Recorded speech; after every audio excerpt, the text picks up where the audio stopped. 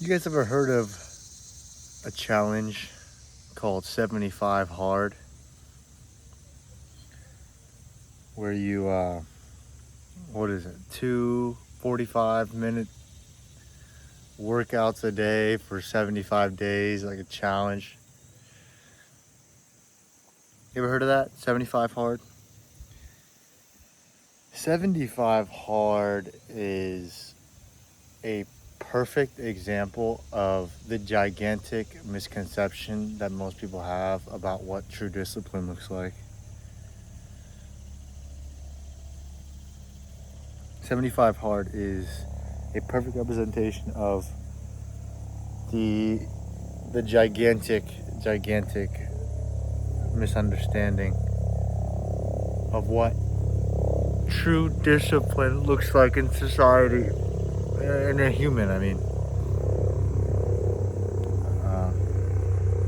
excuse the helicopter.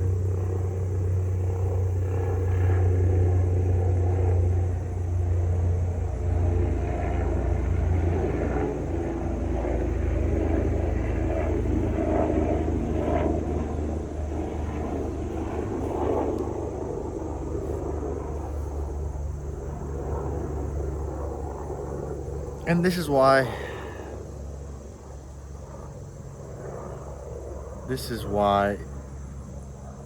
people have to do it like a challenge. It's a challenge. Work out, move your body twice a day for 45 minutes each or something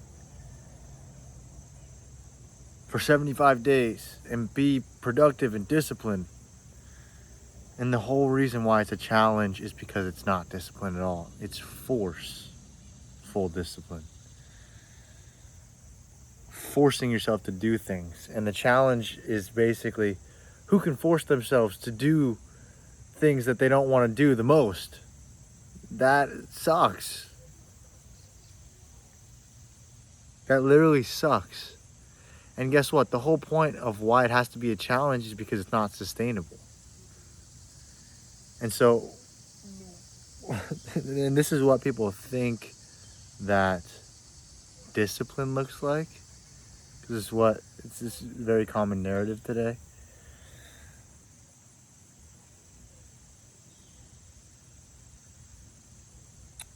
Yeah, true discipline looks like realizing the benefits. In this context, true discipline looks like realizing how amazing we feel when we choose to prioritize our health and moving our body, and then getting to a place from that realization where we genuinely want to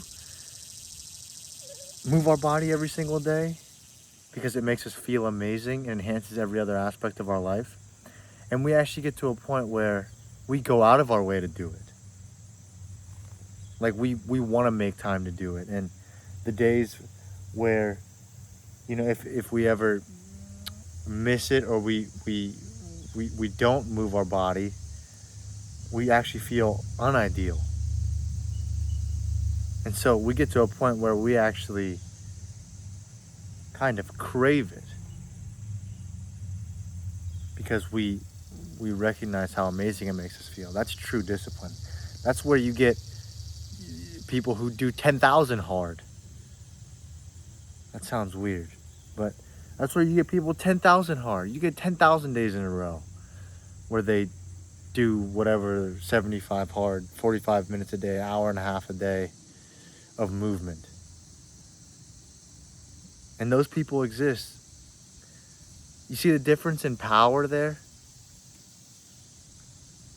Because not only does the guy who's at 10,000 hard,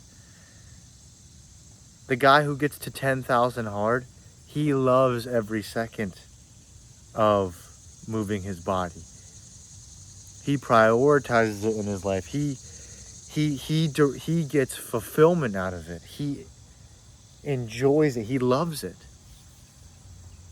There's zero force involved. It's a pleasure for him. It's a pleasure for that person. And that's how he can do it every day. And it's basically effortless because he loves every second of it and he wants to do it. He enjoys just thinking about it. And that's how we get 10,000 hard effortlessly. But the guys over here doing 75 hard, I mean, it's just really, it's a very, very misguided idea of what it actually looks like to be a disciplined human.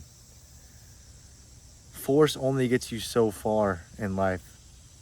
You know, you can go places with force, but we got to understand the universe, this world that we exist in. There's so many powers.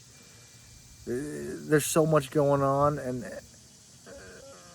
us humans trying to swim against the current of life, it's a futile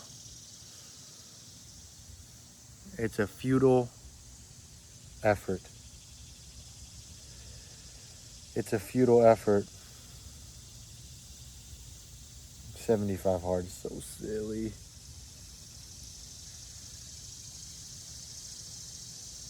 It's a difference in framing, a difference in focus, and the key element missing is the actual realization of why we're doing what we're doing. If we want to train, if we want to move our bodies, it's because we have realized in our being how amazing it is for us, and that because of that realization, we want to because we know. That's how you get 10,000 hard, and it's effortless. And this is every aspect of our life when it comes to things that society tells us we must be disciplined in. And by discipline, society means force ourselves to do it, even when we don't want to do it, because that's what it takes.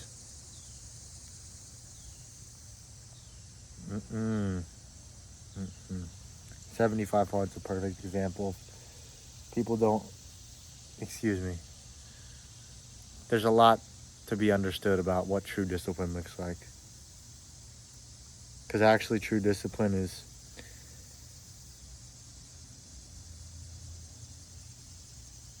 there's zero force there, but the effort, exertion, the amount of energy and focus and the productivity that we are able to produce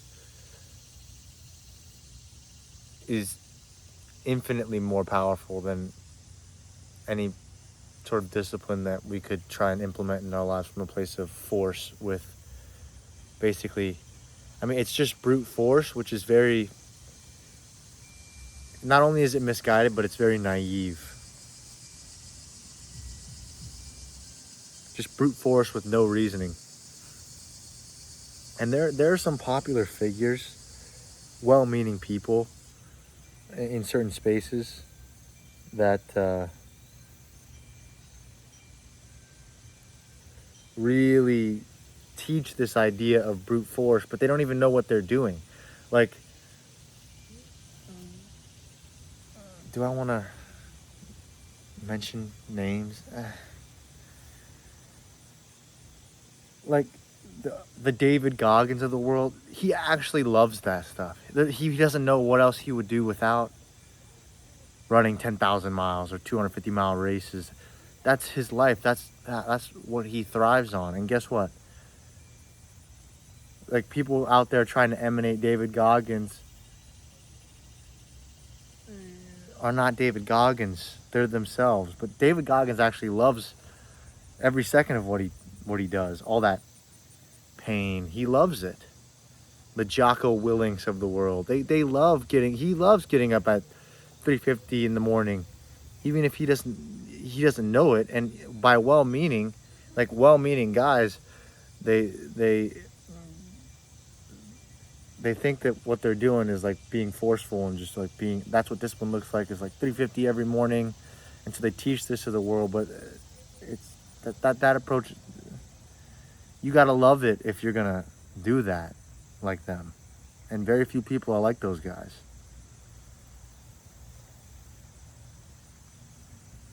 If that makes any sense. Yeah, and 75 hard is a perfect example. We have to make a challenge out of it because it's so unsustainable to force ourselves to do things that it becomes a challenge, and that gets people to motivate it. Let's get our friends to do it. Let's get everyone to do it together so that we can hold each other accountable and quote unquote be productive. But it's very silly. The guy who gets 10,000 hard does it effortlessly because he loves every second of it, all right? And that's what true discipline is.